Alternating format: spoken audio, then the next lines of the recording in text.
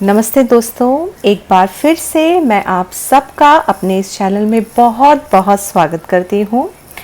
मेरे last videos को देखने के लिए और प्यार जताने के लिए बहुत बहुत धन्यवाद।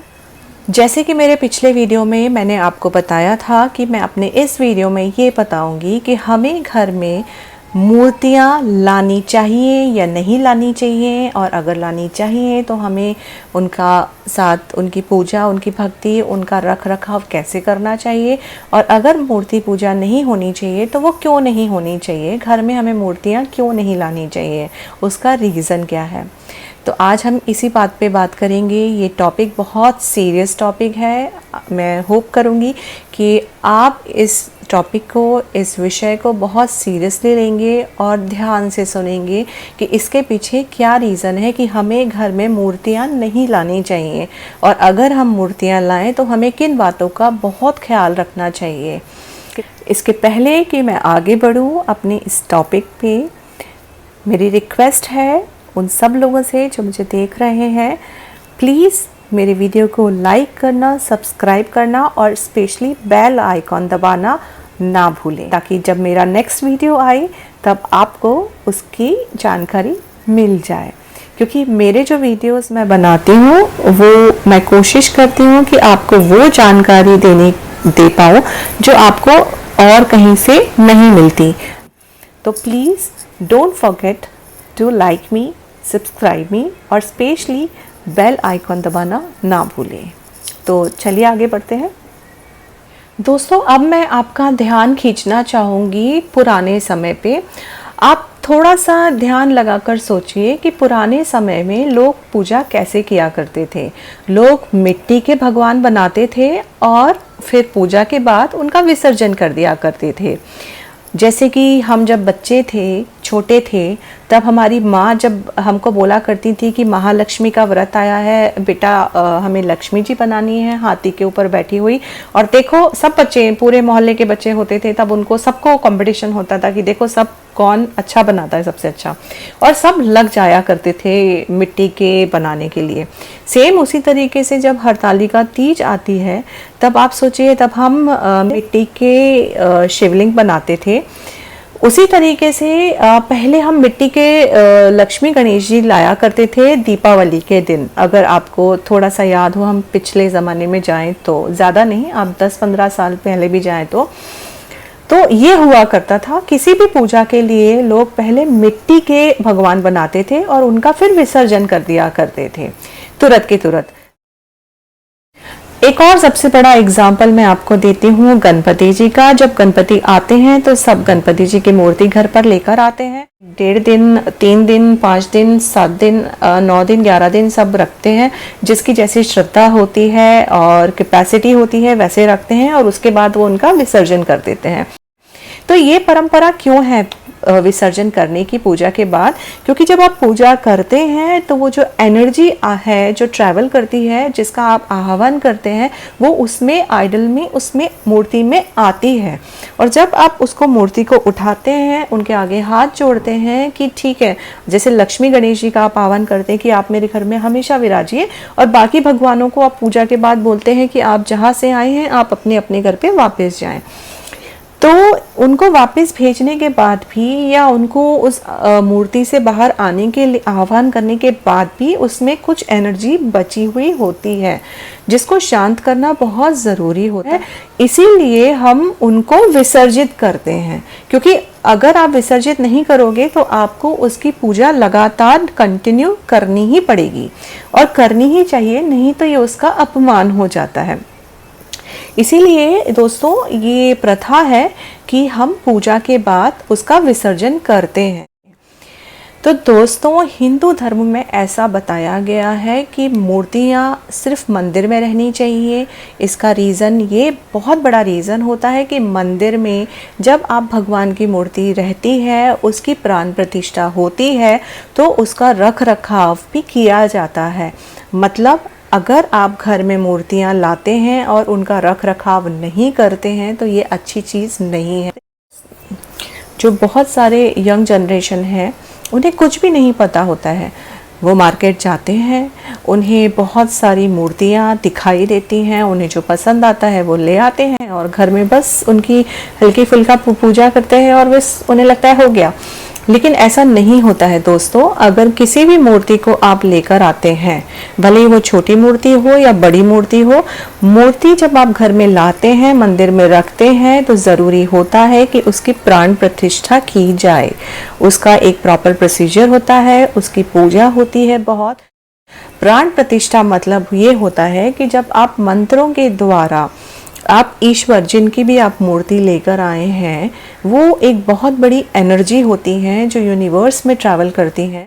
आह्वान में आप प्रार्थना करते हैं ईश्वर से कि हे ईश्वर, आप आइए और इस मूर्ति में विराजिए, मैं आपकी सेवा करूँगा या करूँगी।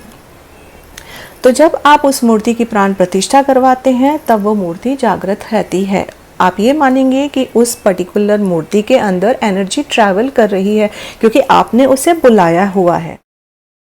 आप कह सकते हैं कि ऐसे बहुत से घर मैंने देखे हैं, अपनी आंखों से देखे हैं, जिसमें मंदिर तो होता है, उसमें मूर्तियां भी होती हैं, पर उस मंदिर में वो कभी दिया तक नहीं लगाते। वो सुबह उठते हैं, जाते हैं, अगरबत्ती लगाया, हाथ जोड़ा और निकल जाते हैं। So this is not a good thing. ये अच्छी चीज़ नहीं है दोस्तों। जब आप किसी मूर्ति को लाते हैं और अगर उस मूर्ति की प्राण प्रतिष्ठा, उसकी एक बार पूजा होती है, तो उसके सामने दिया रोज लगाना ही चाहिए। अगर आप कुछ भी ना कर पाए, कम से कम दिया रोज लगना चाहिए, भगवान का भोग रोज लगना चाहिए। अगर आप ये सब प्रोसीजर नहीं कर सकते हैं तो कृपया मूर्ति लाना बंद कर दें अपने घर में। सबसे अच्छा होता है आप भगवान का पोस्टर लें और उस पोस्टर की पूजा करें। मार्केट में आपको बहुत सारी तस्वीरें मिलती हैं। आपको जिस देवी देवता की आराधना करनी है, आप उसकी तस्वीर मार्केट से ला सकते हैं और उसकी पूजा कर सकते हैं, अगर आप ज़्यादा कुछ नहीं कर सकते हैं। क्योंकि अगर आप घर में मंदिर रखते हैं, मूर्तियां रखते हैं, तो उसका प्रोसीजर ये है कि आपको सुबह भगवान को उठाना पड़ेगा, आपको उन्हें नहलाना पड़ेगा, आपको उनको नहला के उनको कपड़े पहनाने पड़ेंगे, उनके कपड़े चेंज करने पड़ेंगे, आप उनके हल्दी, चंदन, चावल, कुमकुम आप उनको लगाना पड़ेगा और उसके बाद आपको दिया तो लगाना ही पड़ेगा, साथ में आपको भोग भी लगाना पड़ेगा। अगर आपके पास बहुत कुछ नहीं है तो गुड़ चने का भोग लगाएं, मिश्री का लगाएं, नहीं है तो आपके घर में जो खाना बनता है, सात्विक खाना अगर बनता है, तो सबसे पहले भगवान को भोग लगाएं। सेम चीज़ सुबह और शाम दिया लगाएं, शाम को भगवान को सोने के पहले भगवान को सुलाना भी पड़ता है। तो ये सारी प्रोसीजर होती है अगर आप घर में मूर्ति रखते हैं। मैं आपको एक एग्जाम्पल देके समझाना चाहूँगी। जैसे कि मैंने किसी को अपने घर पे बुलाया और ये कह के बुलाया कि आप मेरे घर पे हमेशा के लिए आइए, आप रहिए मेरे घर पे हमेशा के लिए, और वो इंसान बहुत खुशी खुशी मेरे घर पर आया रहने के लिए। और उसके बाद मैं एक दिन तो उसको घर पे लाके बड़े अच्छे से प्यार से उसको खाना वाना खिलाया और फिर उसको भूल गई। आप ये सोचो कि वो इंसान मेरे बारे में क्या सोचेगा। अब जिसकी तरफ मैंने उसको पलट के नहीं देखा, उसके बाद मैंने उसको खाने को नहीं पूछा, मैंने पीने को नहीं पूछा, उसको एक कोने में डाल दिया, उसकी तरफ देखा भी नहीं, तो ये सोचो वो इंसान क्या सोचेगा जिसको आपने बुलाया था हमेशा अपने घर पे रहने के लिए बड़े प्यार से।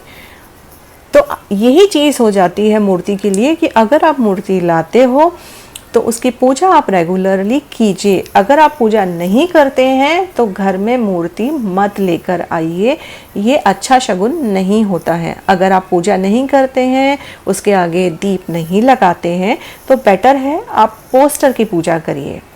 उससे कुछ फ़र्क नहीं पड़ता कि आप मूर्ति की पूजा करते हैं या पोस्टर की पूजा करते हैं, लेकिन मूर्ति जो होता है वो एक रूप में आ जाती है और उस रूप में आह्वान होता है उनका, ईश्वर का। तो इसीलिए आपको ईश्वर को आपको अच्छे से रखना ही पड़ता है। अगर आप नहीं रखेंगे तो ये ईश्वर तो आपको कुछ बोलेंगे नहीं क्योंकि वो सिर्फ देते हैं, लेकिन फिर भी अगर आप लेकर आते हैं तो उनकी आपको केयर भी करनी ही चाहिए।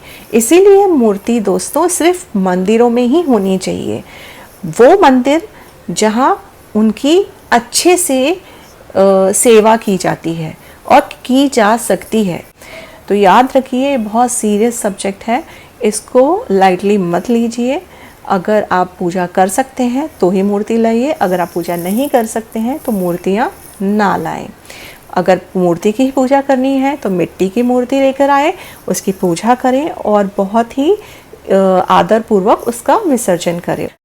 उसका विसर्जन या तो नदी में करिए, नदी में नहीं हो सकता है, अगर किसी के पास यहाँ समुद्र है तो समुद्र में करिए, नहीं तो आप तालाब में करिए, तालाब नहीं है तो कुएं में करिए, कुएं नहीं है तो आप पीपल के पेड़ के नीचे उसको रख दीजिए, वहाँ रखिए जहाँ उनका अपमान ना हो।